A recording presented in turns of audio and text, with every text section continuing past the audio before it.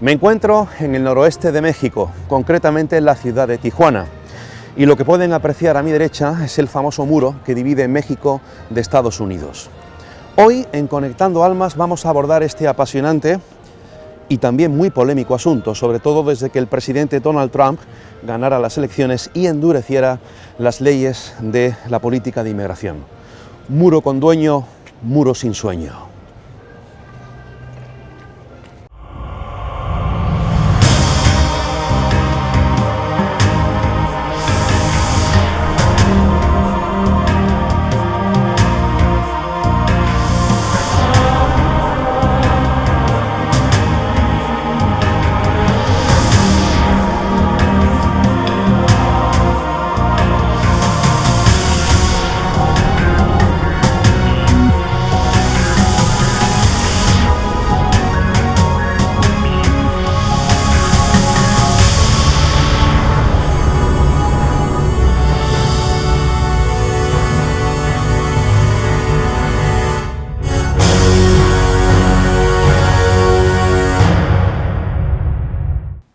El muro fronterizo Estados Unidos-México es una valla de seguridad construida por Estados Unidos en su frontera con México. Su objetivo es impedir la inmigración ilegal a los Estados Unidos.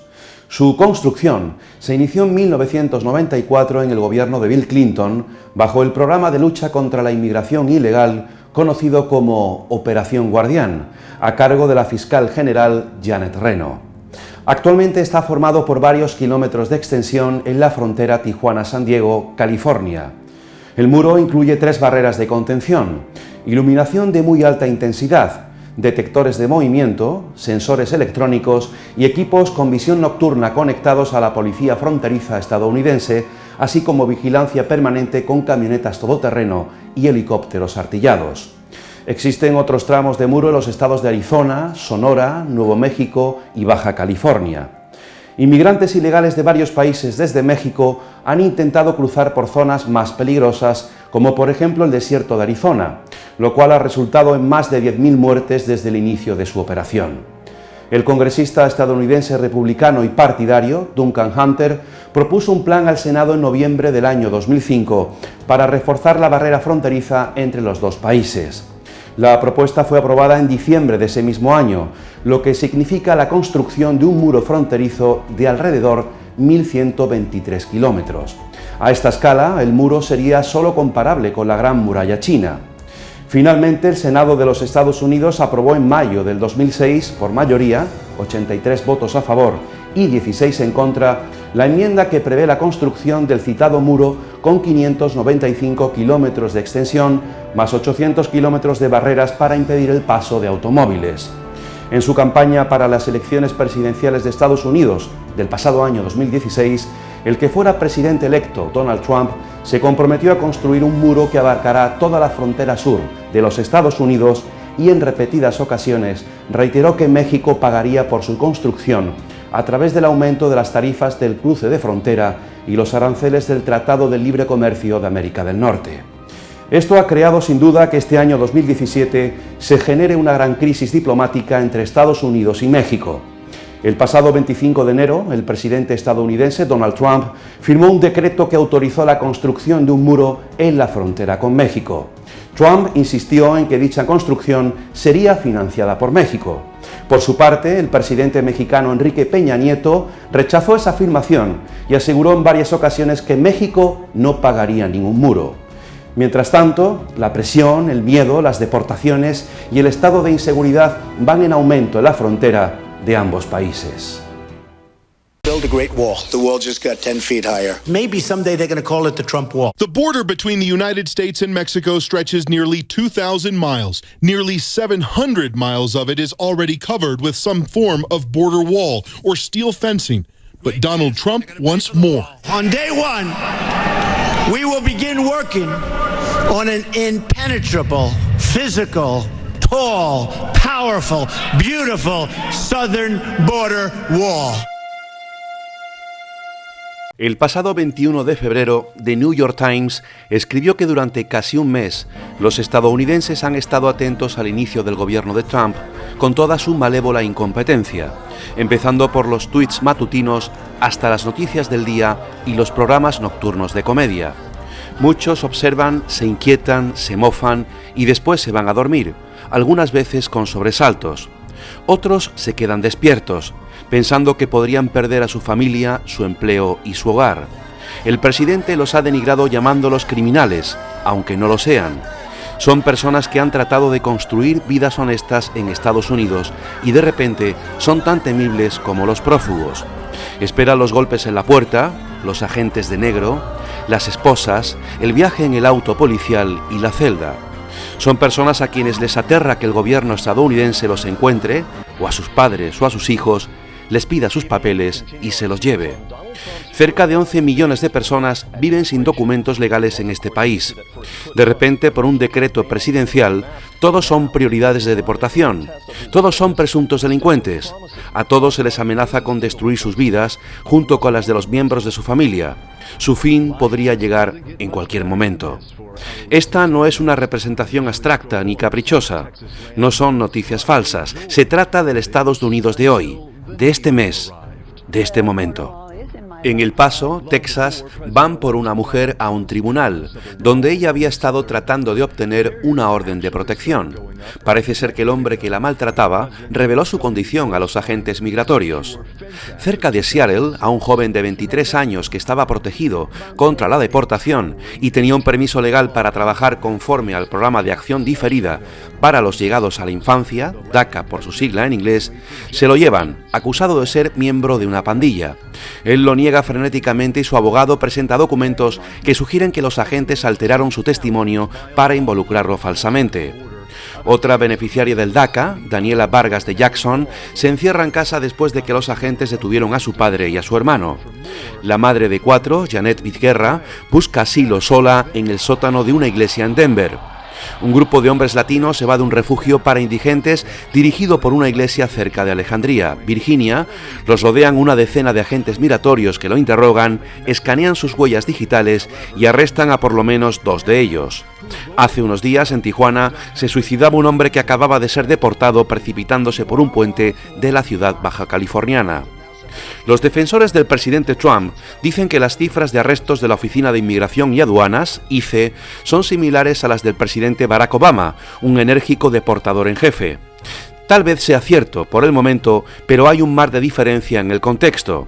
Las promesas de campaña de Trump, su oleada de órdenes ejecutivas en materia de inmigración, incluyendo su prohibición de entrada a los viajeros provenientes de ciertos países musulmanes, tienen un común denominador. Reflejan su falta de juicio, de sentido común, su rechazo a prioridades de cumplimiento de la ley que hagan énfasis en la seguridad pública y el respeto a la Constitución. En cambio, le dan prioridad al miedo. Con Obama se le ordenaba a ICE y la patrulla fronteriza que se concentraran en arrestar delincuentes que habían cometido delitos graves y aquellos que suponían un riesgo a la seguridad nacional. Trump ha eliminado estas limitantes para impulsar su fuerza de deportación. Quiere triplicar la cantidad de agentes de la ICE. Quiere revivir los acuerdos federales para facultar a los oficiales de policía estatales y locales para que funjan como agentes migratorios. Quiere aumentar el número de la base de detenciones y estimular el auge de las prisiones privadas. Esa visión es la que Donald Trump comenzó a esbozar al principio de su campaña, cuando difamó a todo un país, México, llamándolo exportador de violadores y narcotraficantes, y a toda una religión, el Islam, como un nido mundial de asesinos. Esta es la bandera de los asesores de Trump, Stephen Bannon y Stephen Miller, quienes han llevado al mundo de la extrema derecha con su cepa nacionalista blanca a la Casa Blanca. ¿Qué más provocará la satanización y deshumanización de los que nacieron en suelo extranjero, sino un Estados Unidos más blanco? Han escuchado las mentiras de Trump, que los inmigrantes son una amenaza cuando son un beneficio, que los homicidios están al alza cuando están disminuyendo, que los refugiados ingresan sin trabas al país cuando son las personas que pasan por el veto más estricto al cruzar nuestras fronteras, que esos inmigrantes y refugiados son terroristas cuando son los que están padeciendo el terror. Para aquellos que aceptarían oponerse a la administración, hay mucho por hacer y poco tiempo. El Congreso de Estados Unidos no es una garantía. Los demócratas están superados en número, alzan la voz, pero hasta ahora su resistencia es simbólica. Los republicanos están divididos principalmente entre aquellos que evitan el tema y los que vitorean a Trump. Los estados y ciudades tienen libertad de acción. Muchos reconocen el peligroso ambiente estadounidense y están luchando por proteger a sus poblaciones de inmigrantes. Se están negando a permitir que los oficiales de policía se unan a las huestes de deportación y están alistando asistencia jurídica y otro tipo de ayuda para los inmigrantes. De manera falsa, el gobierno de Trump llama infractores de las ciudades santuario a estos lugares y amenaza con retirarles los fondos federales en represalia. No está claro qué medidas podrá tomar la administración, ni quién ganará las batallas legales derivadas de estos actos. El sentimiento antisantuario, antiinmigrante y antiasilo no solamente se limita al Poder Ejecutivo Federal. Los gobernadores y legislaturas de los estados republicanos bloquearán los fondos de las ciudades demócratas que están a favor de los inmigrantes, retrocediendo en la matrícula para residentes del estado y otras políticas que favorecen a los inmigrantes y sumándose a la causa popular de cumplimiento de la ley de Trump. Esta batalla tiene muchos frentes. El otro contrapeso disponible, además de los tribunales y la Constitución, es el poder popular. Las protestas y las acciones públicas incentivarán a los demás a participar y les infundirán ánimo a las personas más vulnerables. Si los senadores y diputados pueden mostrarse valientes, entonces las iglesias, las universidades, las escuelas, las organizaciones de caridad, los sistemas de salud, las empresas, los productores agrícolas y los artistas lo harán también. Los días de protestas en los aeropuertos por la prohibición musulmana provocaron una sorpresa magnífica, un levantamiento espontáneo de estadounidenses que dijeron: «Esto no es lo que somos». Piensen en el poder que tiene eso. Piensen en el mensaje que enviamos si el Día Sin Inmigrantes, en el que los trabajadores nacidos en el extranjero se quedaron en casa, se convirtiera en una semana o un mes. Además, está el secretario de Seguridad Nacional, John Kelly, quien, con base a su testimonio en las audiencias de confirmación, entiende a América Latina y reconoce la locura del cumplimiento militarizado e indiscriminado de las leyes migratorias. No hay claridad sobre su postura respecto al eje Trump-Bannon-Miller. Sin embargo, Kelly podría usar su poder para el bien. Una alianza de aquellos que reconocen la amenaza que supone Trump para la identidad estadounidense podría oponerle resistencia para acelerar el día en que la fiebre ceda, la fiebre antiinmigrante. Me encuentro con César Luna, que es abogado de inmigración en Estados Unidos. ¿Dónde nos encontramos en este momento, abogado? Bueno, ahorita estamos en la ciudad de Tijuana, justo en la guardarraya entre Estados Unidos y México. Esta es una de las zonas únicas porque es de los pocos lugares en donde se divide físicamente los Estados Unidos de México. ¿Está teniendo mucha actividad últimamente? Sí, no, a partir de que ya la administración del nuevo presidente Trump entra en vigor, la gente, especialmente en Estados Unidos, está realmente atemorizada por toda esta retórica antiinmigrante que se está escuchando. La gente está con mucho miedo de ser arrestada, de ser repatriada a sus países. Y pues bueno, eso es una alarma muy fuerte que yo nunca en mi carrera lo había visto. Los que vivimos aquí percibimos ese estado de miedo que se está generando y que ha sido infundado, ¿no?, a través del propio presidente Trump. Pues sí, lo que pasa es que el Ejecutivo tiene mucho poder en cuestión de la aplicación de la ley en materia migratoria, todos lo sabemos. Ellos son los que ejecutan las leyes, y cuando tienes a un presidente que está diciendo no vamos a permitir la entrada a musulmanes y no vamos a restringir, vamos a deportar a mexicanos y a centroamericanos, pues eso obviamente provoca mucho miedo, ¿no? Ahora, hasta la fecha, pues estamos empezando a ver un poquito más de mano dura, pero en realidad no es muy distinto a lo que vivimos con la administración Obama. Obama también fue de los presidentes con mayor impulso en deportar a la gente. Entonces, lo que les está dando miedo es más que nada la retórica, y la acción pues es casi lo mismo que hemos visto en los últimos años. ¿Cuáles son los datos? ¿Cuántas deportaciones hasta el día de hoy más o menos se barajan? Híjole, ese dato no lo tengo, pero en cuestión práctica, en lo que yo he visto de manera personal, hemos visto un mayor número de personas que están siendo arrestadas a nivel local. Hemos oído que hay más redadas, más cuestiones de investigación por parte de las autoridades migratorias, y la gente está espantada que vayan a la puerta de tu casa por un familiar o por ti porque tengas algún tipo de antecedente, aunque sea menor, en violación penal o en violación migratoria, que cause que estas autoridades vayan por ti.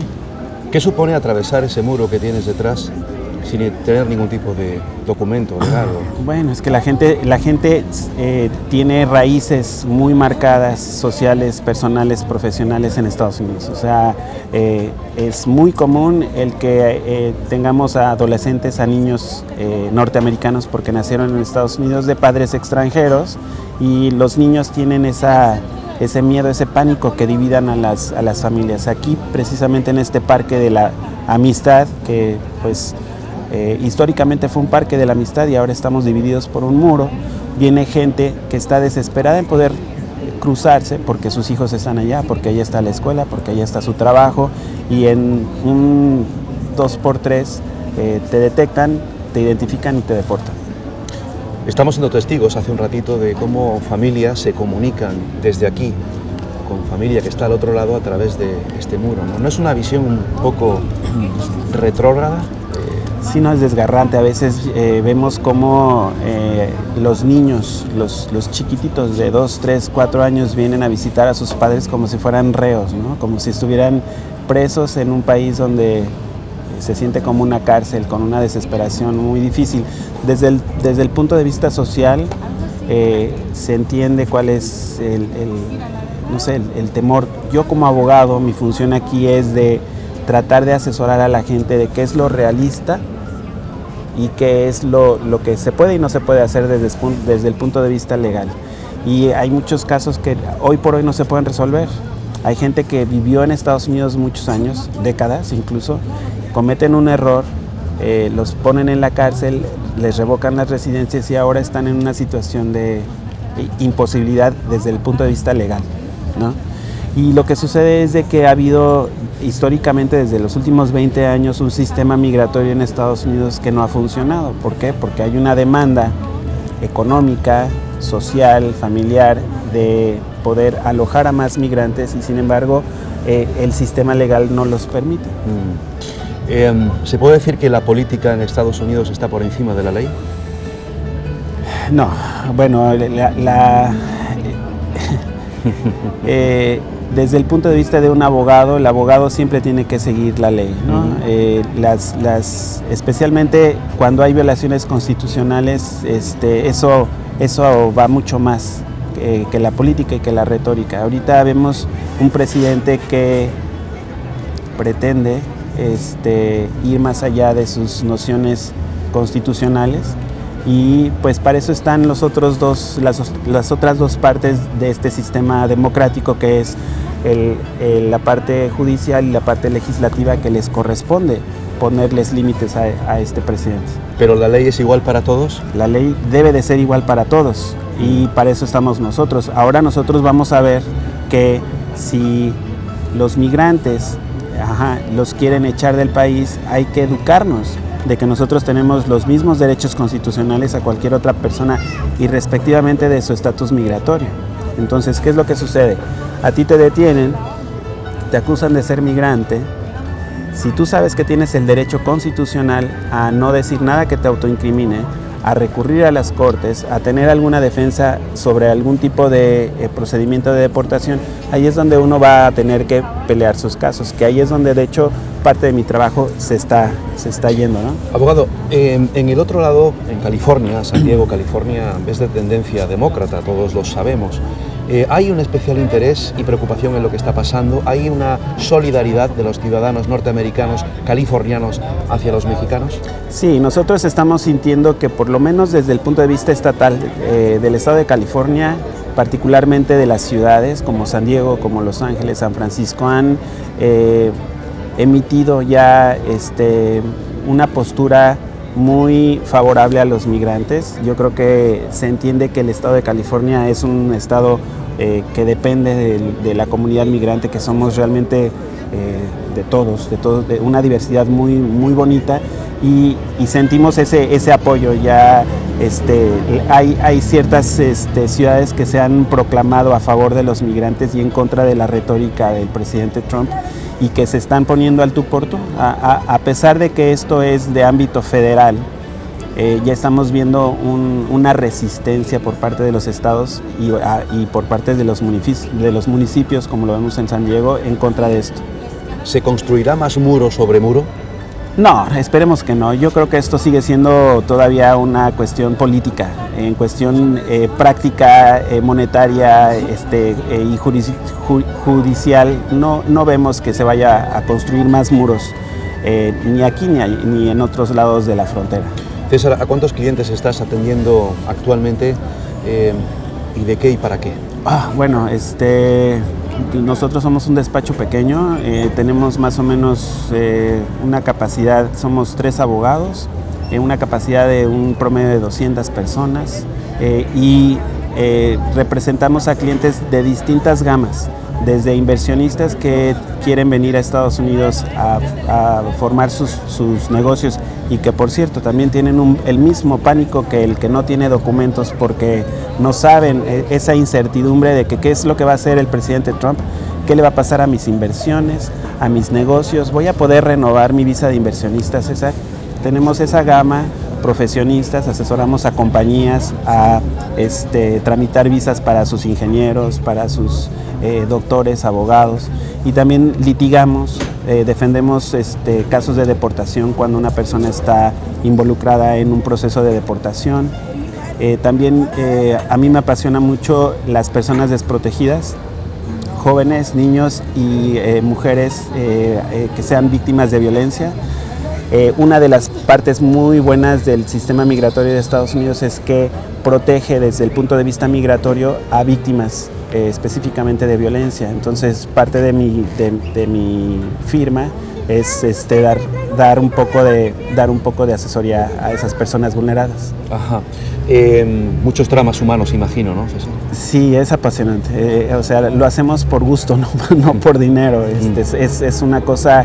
Y pues bueno, uno como migrante, ¿no? Yo soy mexicano y también, como todos, crucé la frontera, allá crecí, allá fui a la escuela y pues no es nada más una cuestión profesional, sino que también lo traigo desde el punto de vista personal. Abogado, cuando una persona es deportada, ¿cómo es el proceso? ¿Qué es lo que vive? ¿Qué es lo que sufre? Mucho depende, pero en los casos clásicos lo que sucede es que cuando hay una detención dentro de los Estados Unidos, la persona tiene la oportunidad de ir con un juez de inmigración. Un juez de inmigración tiene la facultad de examinar el tipo de caso y en ciertos casos pueden ser defendidos. La persona pudiera calificar para algún recurso como asilo político o algún tipo de defensa migratoria. En muchos casos se pueden solicitar esas defensas y en otros se pierden.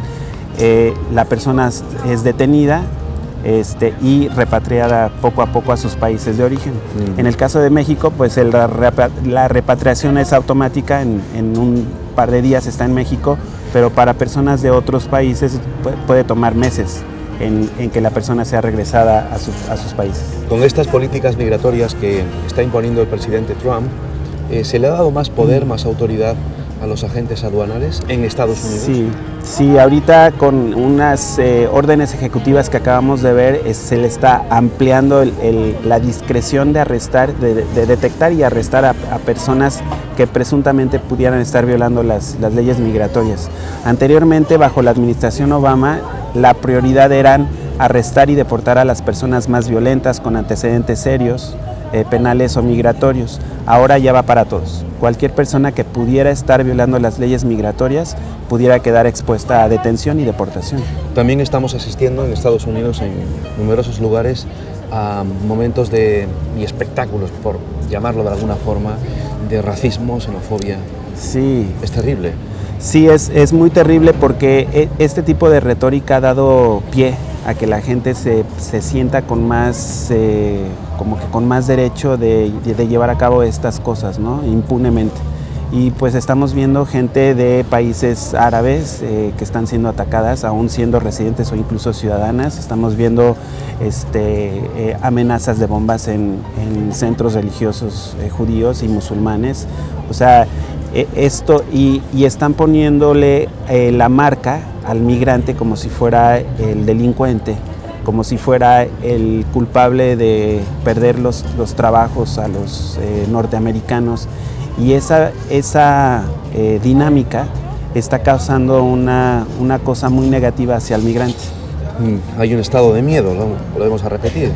Sí, no, la gente, como menciono, está muy concernada, está muy espantada de que las autoridades vayan por ellos, les quiten a los padres, siendo ciudadano norteamericano, siendo un joven que depende de los padres económicamente, personalmente, que de un día a otro no cuentes con los padres porque ya los echaron a México, ya los mandaron a Centroamérica, siendo ciudadano norteamericano. Entonces para nosotros es algo trágico y pues tenemos que ver en los libros y en qué tipo de armas judiciales nosotros podemos utilizar para tratar de frenar ese tipo de cosas. Una penúltima cuestión, César. ¿Crees que en algún momento del futuro pasará como en Berlín en el año 89, que ese muro que tienes a tus espaldas se echa abajo, o es simplemente una ilusión y una utopía? No, seguramente este muro va a tener un fin, así como lo vimos los muros se construyen y se abaten, ¿no? El único muro que podemos conservar es el de China y nada más para los turistas, pero este tipo de muros que dividen a las culturas, específicamente cuando estamos tan unidas, se van a venir abajo, ¿no? Va a llegar un momento, esperemos, que entren otros sistemas políticos y sociales que reconozcan que estos lugares son interdependientes.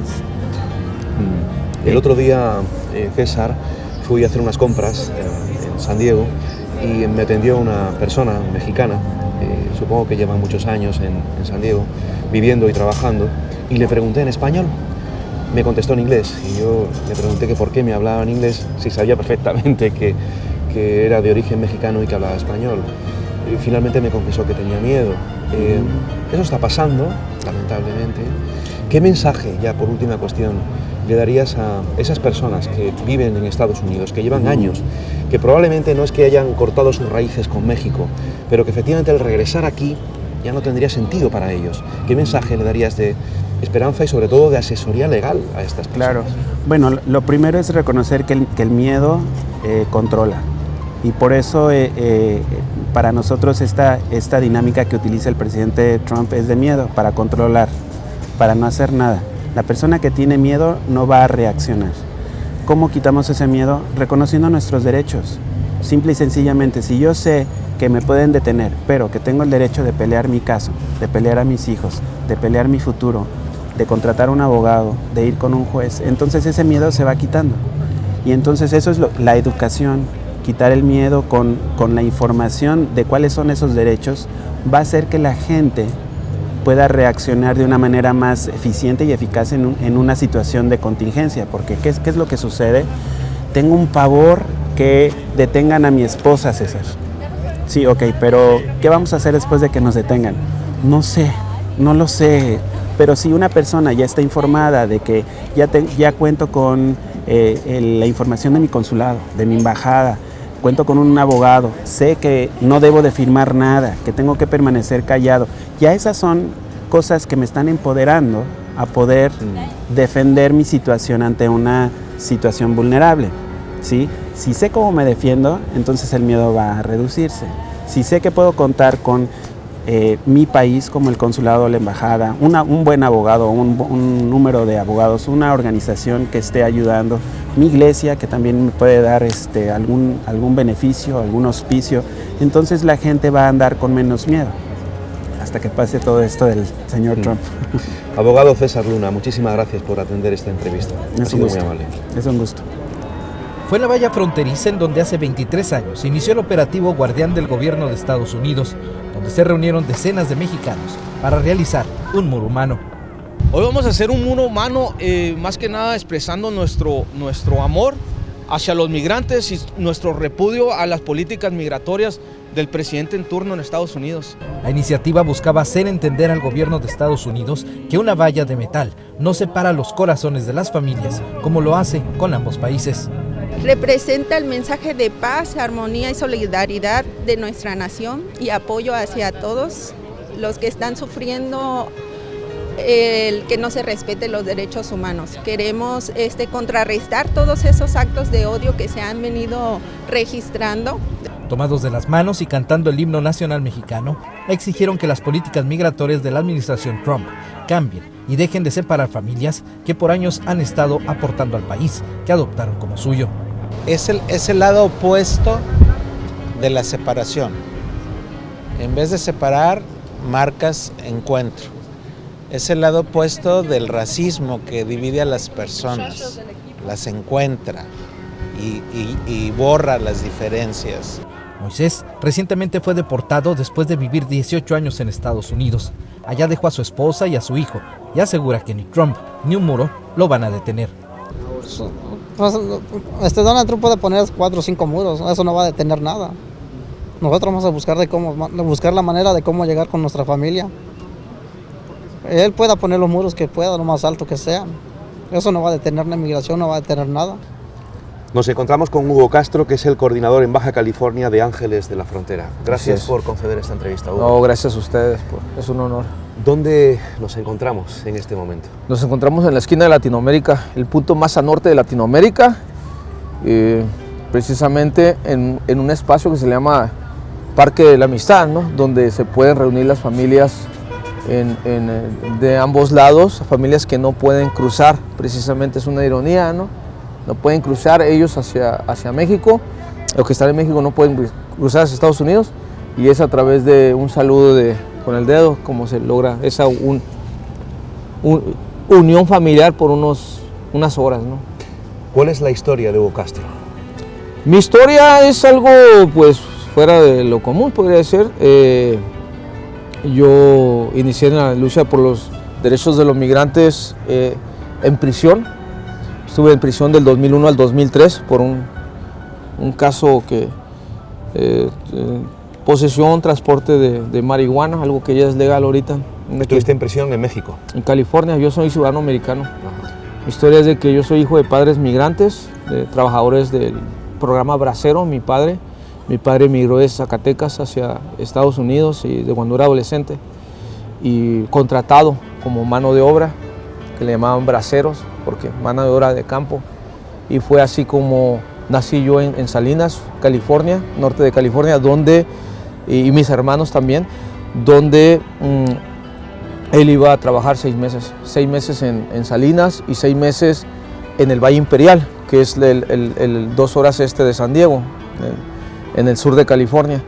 Esos 6 meses que trabajaba en el Valle Imperial, nosotros vivíamos en Mexicali y él cruzaba para trabajar al Valle Imperial.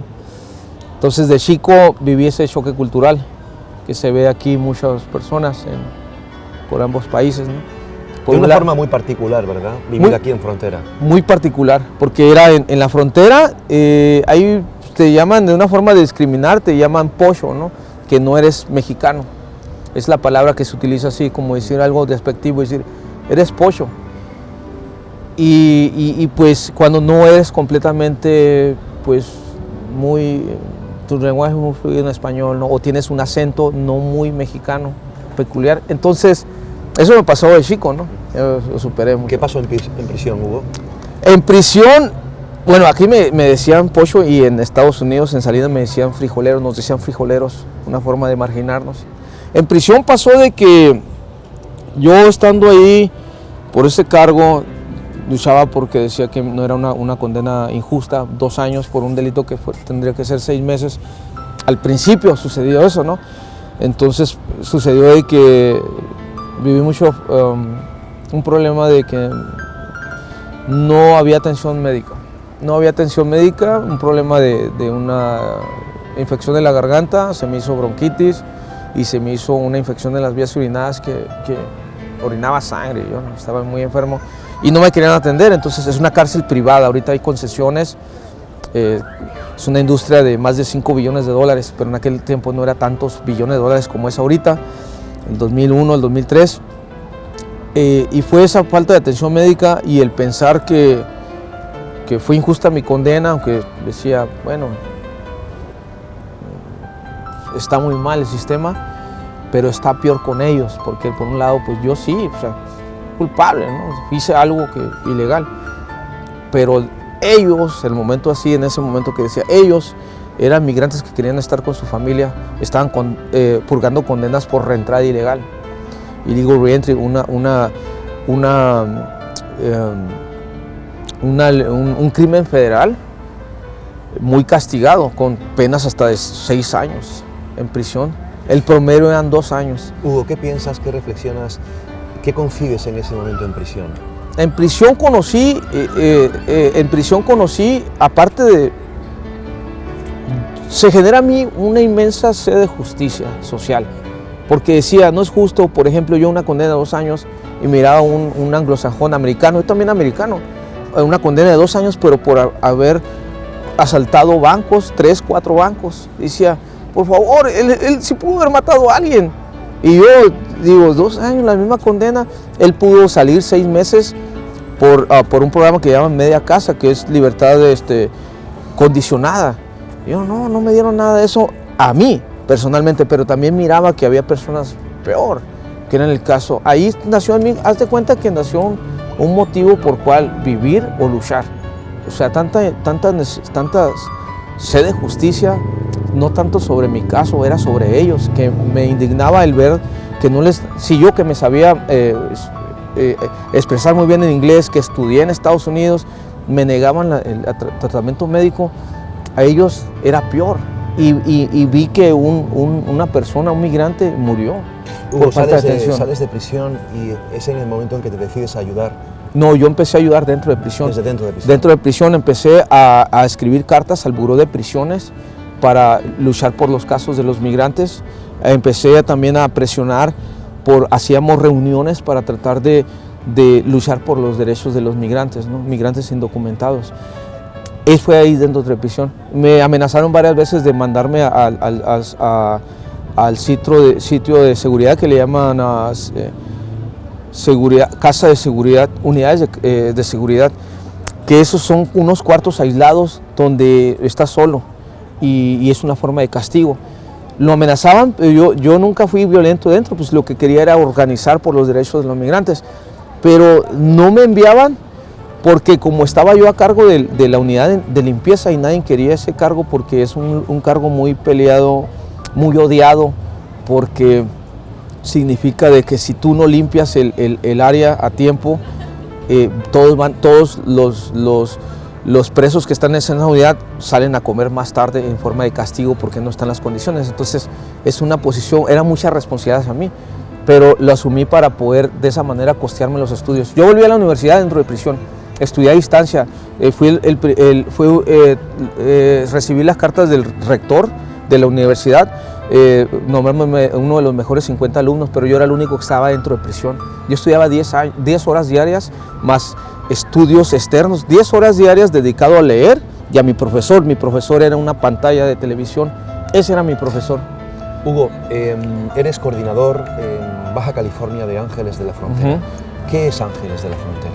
Ángeles de la Frontera es una organización que nació hace más de 30 años por la visión de Enrique Morones, el fundador, que visitó a los cañones, que viene siendo la área del norte de San Diego, los cerros, y vio que muchos de los que estaban ahí estaban viviendo en esas áreas. Entonces empezó a llevar alimento, pero también se dio cuenta que muchos estaban en esas áreas porque no tenían documentos.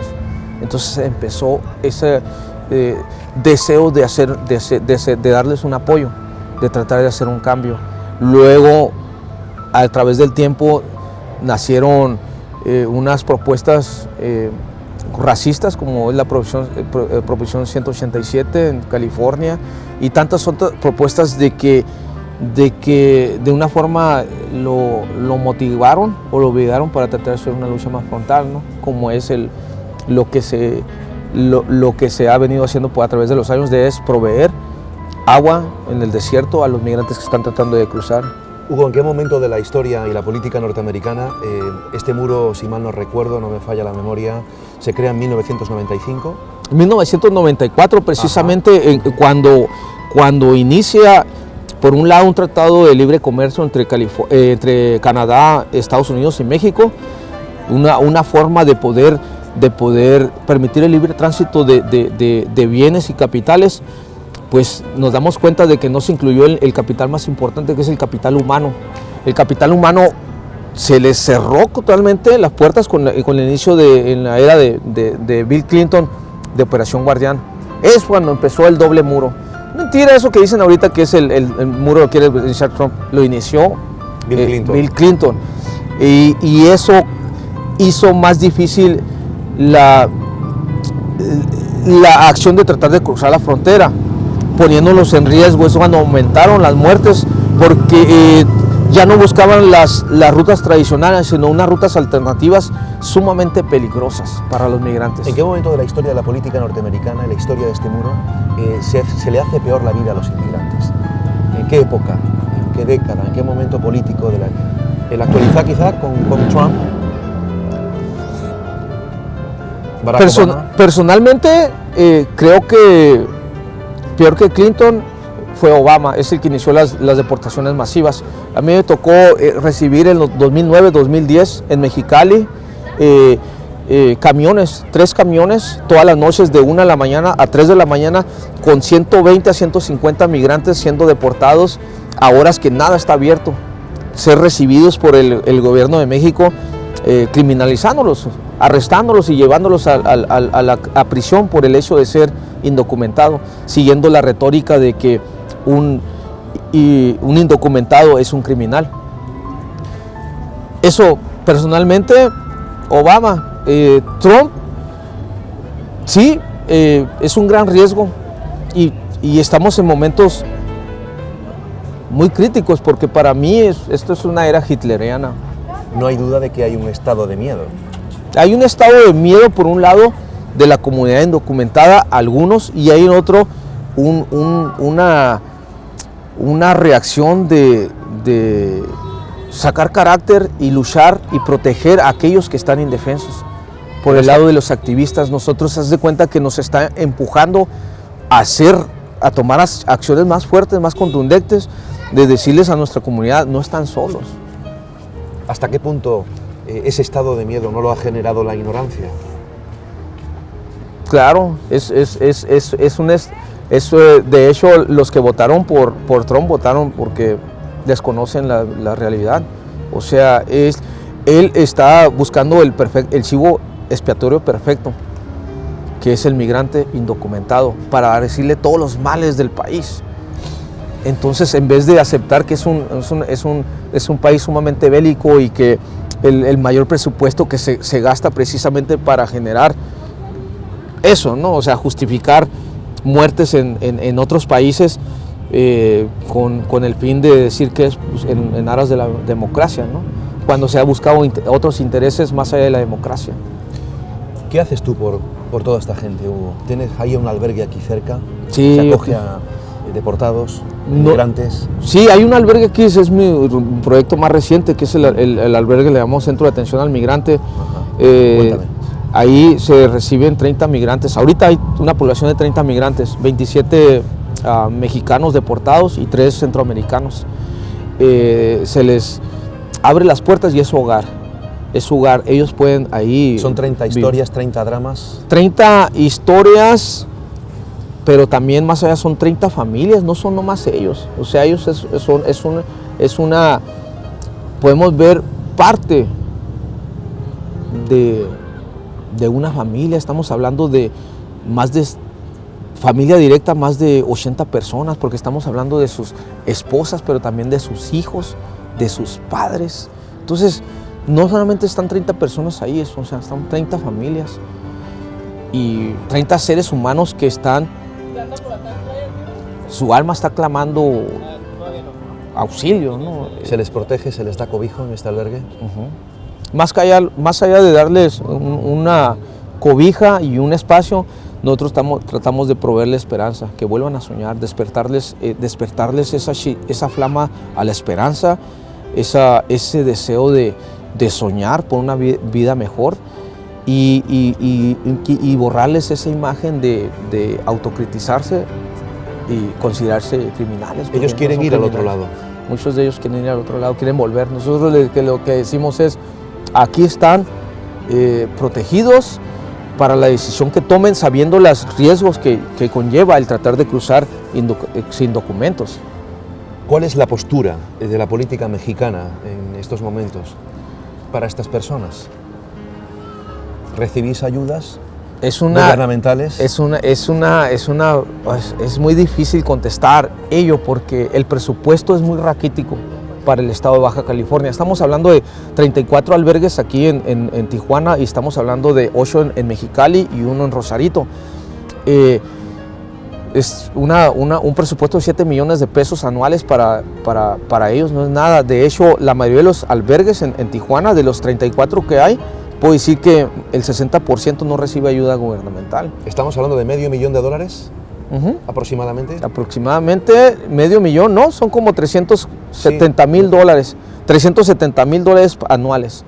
Hubo un apoyo de emergencia de 12 millones de pesos, pero yo me pregunto dónde están, porque yo veo ese albergue no tiene nada. Los 18 albergues que estamos apoyando, solamente 3 de ellos reciben apoyos del gobierno, que ese apoyo por sus gastos operacionales es aproximadamente como el 10 a más el 20%, ese apoyo, pero en algunos de ellos es menos de eso. Hugo Castro, ¿por qué haces todo esto? Lo hago por tratando de hacer un cambio. O sea, si en un momento de mi vida hice decisiones muy malas, si somos arquitectos de nuestro destino, pero pues yo fui ni un mal aprendiz de albañil, se dice así, de constructor. He tratado de hacer un cambio en mi vida, ¿no? Porque por tratar de enmendar errores, ¿no? En realidad, pero también porque tengo un hermano que lo deportaron, porque también tengo familia, tengo de todos los miembros de mi familia, tengo un hermano mayor que él nació en Mexicali porque mi madre fue a pasar la Navidad con mi abuela y tenía que vivir en Salinas y se vino a pasar la Navidad. Le dijeron que iban a nacer, mi hermano iba a nacer en enero, como el 10 de enero, y nació el 20 de diciembre. Él tenía residencia legal, pero lo deportaron, ¿no? Como a millones que han deportado. Entonces, yo empecé mucho antes de que mi hermano lo deportaran. Yo empecé a apoyar desde el 2002, a él lo deportaron en el 2010. Hugo, somos 2009. muchos los que queremos un mundo sin fronteras, sin muro, pero ¿cómo se controla entonces? Es la pregunta. Yo creo que el control debe de ser distinto. Por ejemplo, en el caso de ¿cómo vas a negarle el acuerdo internacional a asilo a todas esas víctimas de migración forzada que se están viviendo? En el caso específico, que es lo que está pasando ahorita aquí en Estados Unidos, en el caso específico de los centroamericanos que vienen luchando, huyendo de la violencia por políticas que directamente vienen intervenciones del mismo país, de Estados Unidos, hacia ellos. ¿Cómo podemos no ser responsables de ellos? Son víctimas de una guerra, como víctimas de una guerra fallida contra las drogas que ha traído más muertes. O sea, en vez de proveer bajar la demanda de drogas con programas artísticos, deportivos a la comunidad. Víctimas de una catástrofe, un terremoto como los haitianos. ¿Cómo vamos a cerrarle las fronteras a ellos? Claro. Víctimas de 2 catástrofes, del terremoto del 2010 y luego el huracán. O sea, ¿cómo vamos a cerrarles? Los estamos deportando, 100 de ellos semanalmente, hacia la muerte. ¿Cómo vamos a deportar a aquellos que están pidiendo asilo hacia Honduras, El Salvador, a Guatemala? ¿Cómo vamos a deportar hacia la muerte a los mexicanos que vienen desplazados de Michoacán, Guerrero y de Veracruz? O sea, en sí, como país promotor de libertad, equidad y justicia, les estamos fallando ahorita a los líderes que están en el poder. Hugo Castro, ¿cuál es el mensaje que da Ángeles de la Frontera? El mensaje es que el amor puede más que el odio. No tenemos que olvidar que ningún ser humano es ilegal. No podemos etiquetar a alguien por tener o no tener un papel, significa que le vamos a arrebatar la dignidad o un trato digno. Tenemos que luchar todos por un mundo mejor. Y el que va a hacer ese cambio es precisamente poniendo nuestro granito de arena cada quien. No es posible que permitamos que se repitan ciclos. Esta es una era hitleriana la que estamos viviendo ahorita. ¿Cómo vamos a permitir que ¿Hay un comportamiento nazi, dirías? Sí, es un comportamiento, pues, trumpista. Ya no le puedo decir nazi, trumpista, que es otro tipo ideología y acciones, pero sí, es neonazi el comportamiento y desgraciadamente está la comunidad, muchos de ellos por ignorancia, son estrategias hitlerianas. Hitler repetía tantas mentiras e inyectaba miedo a la comunidad para poderlos hacer vulnerables, para poderlos moldear a como él quisiera.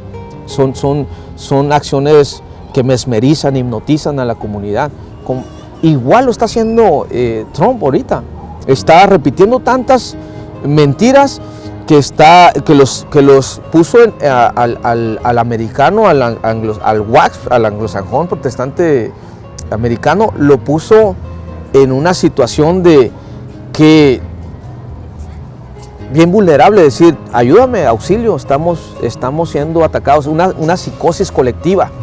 Una psicosis colectiva se está viviendo ahorita y precisamente para que se dan más derechos y poder justificar el arrancarle la dignidad, el arrebatarle años de vida a víctimas de migración forzada y teniéndolos en centros de detención que están maximizando las ganancias y que muchos de ellos están coludidos para crear precisamente eso, un círculo de beneficio para las corporaciones, para los dueños de las acciones, a base de la sangre y de inocentes y a base también de vidas y años precisamente de inocentes, ¿no? De víctimas de migración forzada.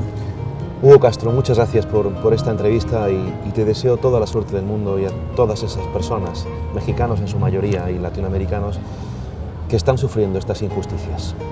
Gracias a ustedes. Lo que yo quisiera agregar un poco es de que también no olvidemos que todo mundo tiene el derecho de rehacer su vida. No podemos seguir criminalizando a aquellos que por un momento tomaron una mala decisión y ya por eso condenarlos perpetuamente.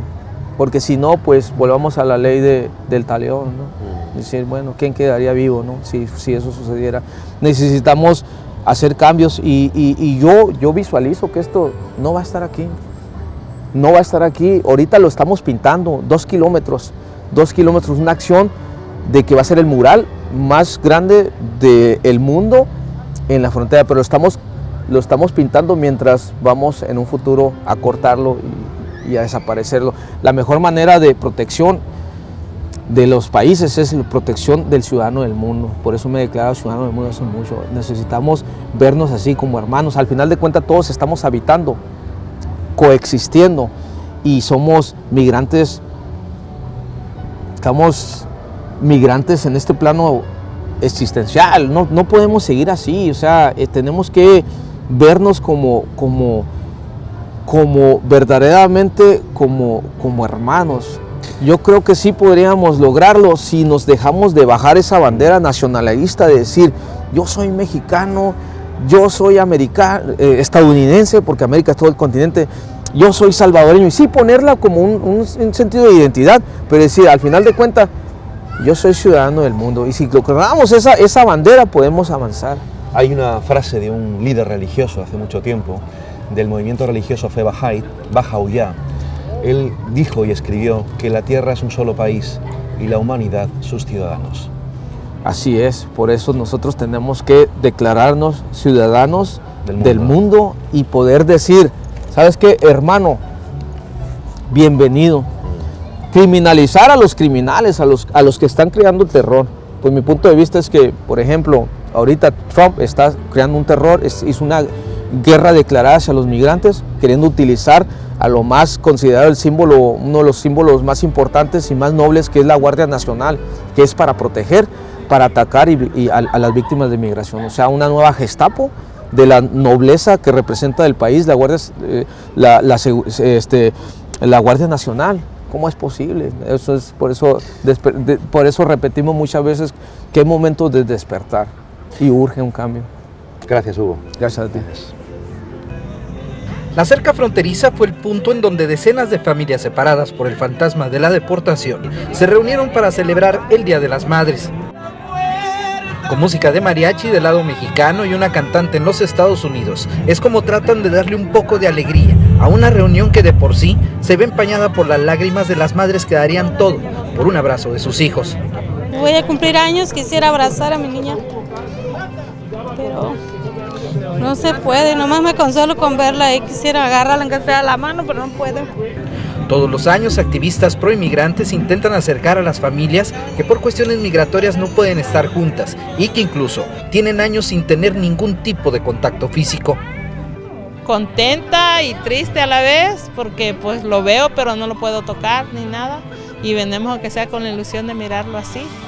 Sí, porque pues no podemos estar juntos. Yo lo dejé a mi hijo bien chico porque yo me enfermé y tuve que dejar, así que él ha crecido solo. Aunque no hay una cifra oficial de cuántas familias están en las mismas condiciones, son miles las que no podrán celebrar fiestas como la de hoy en un mismo país. Estamos hablando de miles de familias que están separados. Nunca sabemos cuál acto va a ser el acto que va a causar la diferencia en favor de una reforma y por eso lo hacemos. Lo hacemos para que la gente se fije que el amor no tiene fronteras, que estas mamás que quieren abrazar a sus hijos no pueden. Y aunque la intención es evitar que la separación familiar causada por una deportación sea cada día mayor, la cerca fronteriza sigue siendo una gran barrera, aunque no los desanima. Nosotros estamos tristes, pero ¿qué sienten nuestros hijos del otro lado? Que no tienen a quien llevarles unas flores, a quien decirle felicidades, pero aún así lo estamos celebrando porque pues tenemos siempre la esperanza de que detrás de este muro algún día vamos a regresar con nuestros hijos.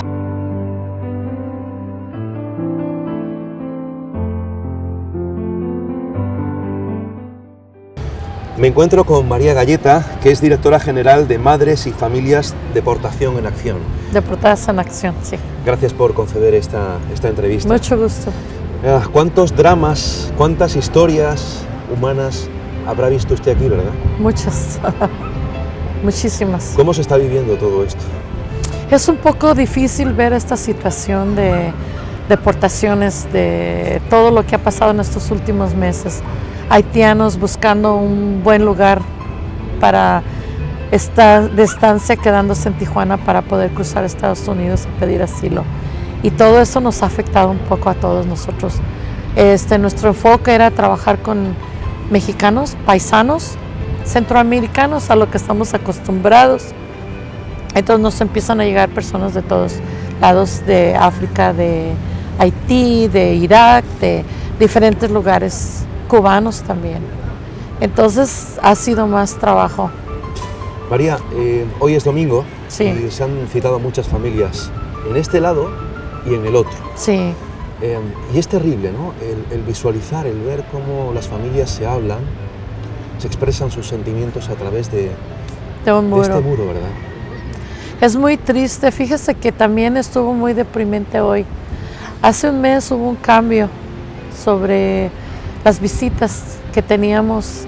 Yo participé varias veces de aquel lado de San Diego, donde traía yo a familias a encontrarse por primera vez en 15 años que no habían visto un familiar que había sido deportado. Entonces este lugar era un centro de reunión donde un padre y una madre venía a ver a un hijo o un hijo venía a ver a sus padres que estaban en el otro lado. Y parte del trabajo que hago como activista era llevarlos de aquel lado. Entonces había muchas familias. Todavía hace un mes hubo muchos encuentros, yo estuve de aquel lado, pero desafortunadamente hubo unos cambios y las personas ya no pueden venir. Tienen que ser legales, tener todos los papeles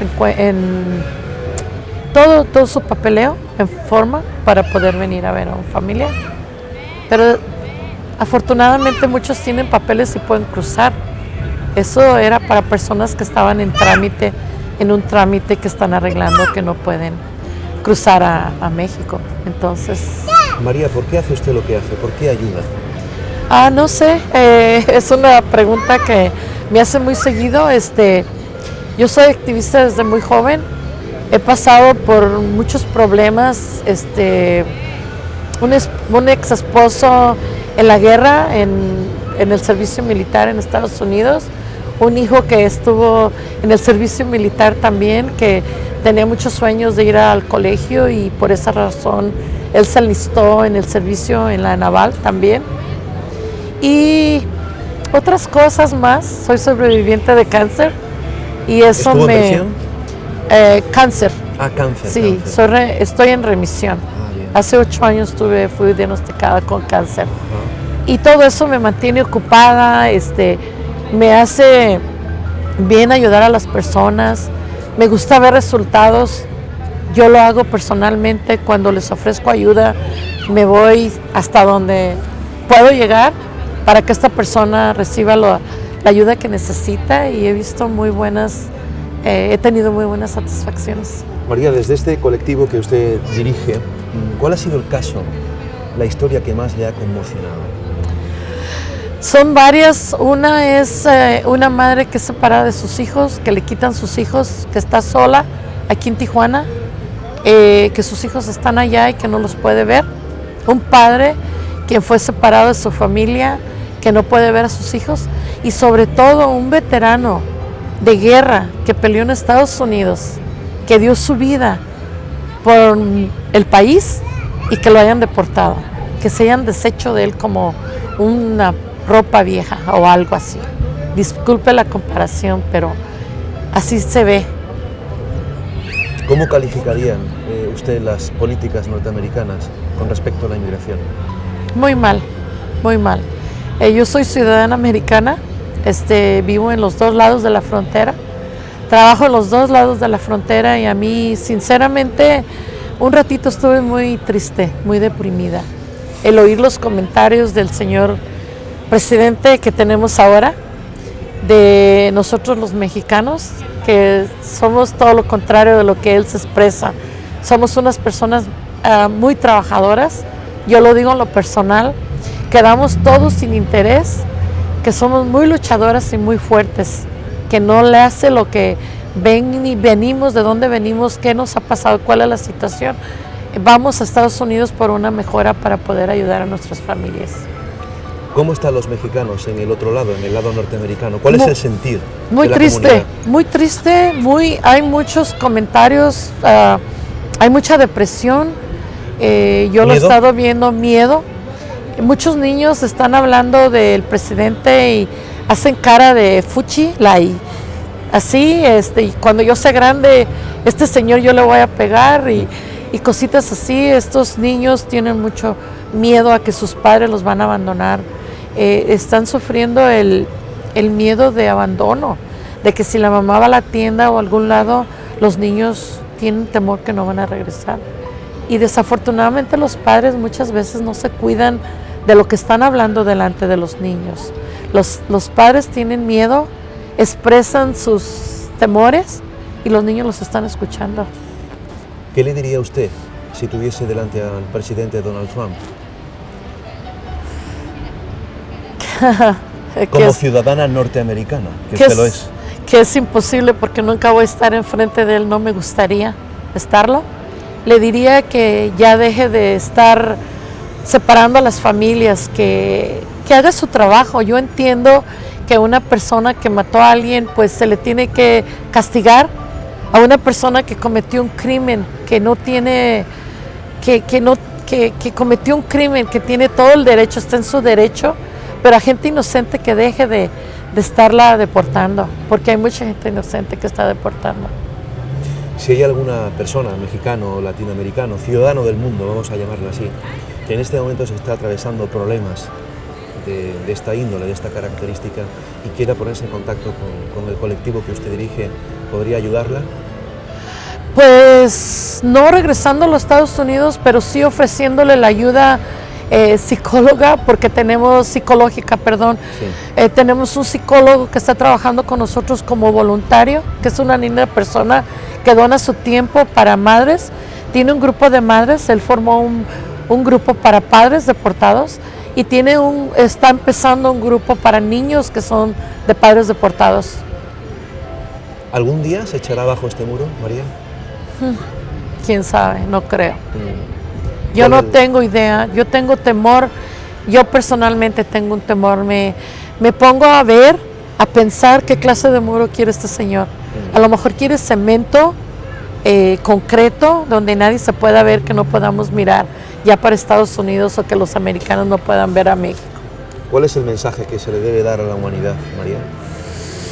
Que ayudemos al prójimo y que entendamos un poco más a las personas que son deportadas, que muchos de ellos están sufriendo y que tengamos un poquito más de consideración con estos niños que son el futuro de México o de Estados Unidos, estos niños ciudadanos que están viviendo en México porque a sus padres los deportaron, que están teniendo muchos sacrificios, que no pueden ir a la escuela porque no pueden ir a México en la escuela.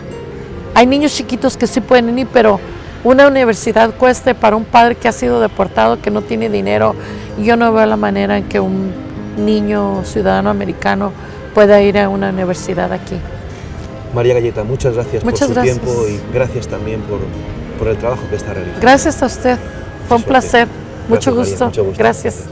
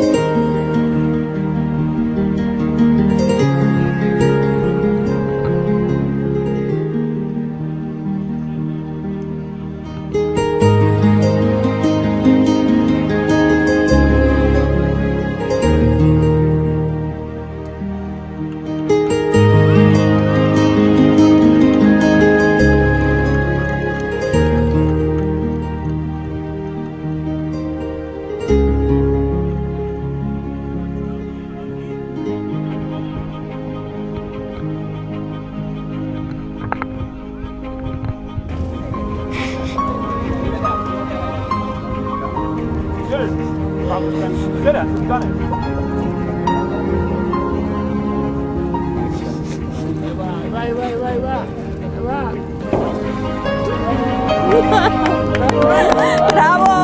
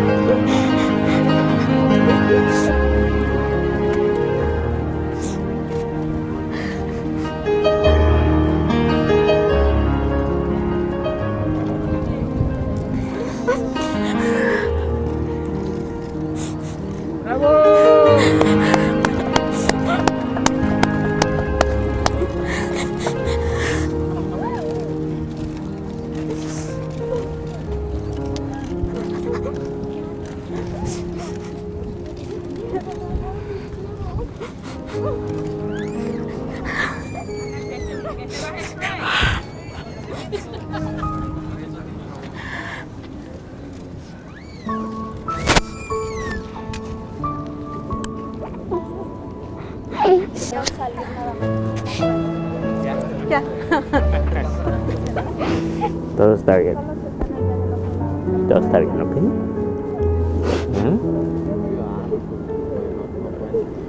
Todo está bien.